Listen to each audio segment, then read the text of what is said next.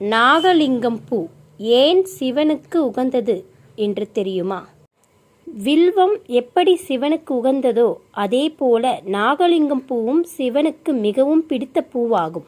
இந்த அதிசய மலர் பார்ப்பதற்கு சிவலிங்கத்தின் மீது 5 தலை நாகம் படம் எடுத்து குடை பிடிப்பது போல அமைந்திருக்கும்.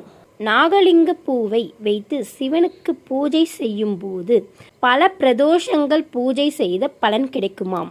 21 நாகலிங்க பூக்களை பூஜைக்கு கொடுத்துவிட்டு 21 பேருக்கு அன்னதானம் செய்தால் முழு பலனும் கிடைக்கும். இந்த பூ செடியில் பூப்பதில்லை. அதற்கு மாறாக வேர்பகுதிக்கு மேலேயும் கீழ்ப்பகுதிக்கு கீழேயும் தானாக ஒரு கிளையை உருவாக்கி அதில் பூக்கிறது.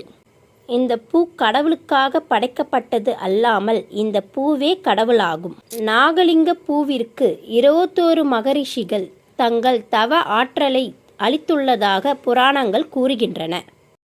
நாகலிங்க பூவை தொட வேண்டும் என்றால் சிவ பஞ்சாட்சரத்தை 1001 முறை சொன்ன பிறகே தொட வேண்டும். ஒரு நாகலிங்க மரத்தில் ஒரே நாளில் 1000 மலர்கள் வரை பூக்குமாம்.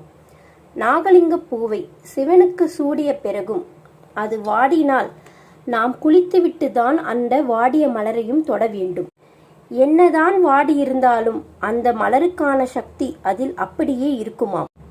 காய்ந்த நாகலிங்க பூவை ஓடும் ஆற்றில் விட வேண்டும்.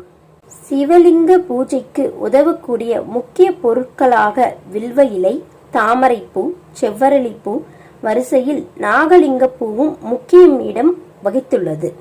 நாகலிங்கம் பூ செல்வ செழிப்பை தரும், கெட்ட சக்திகளை நீக்கும் என்று நம்பப்படுகிறது.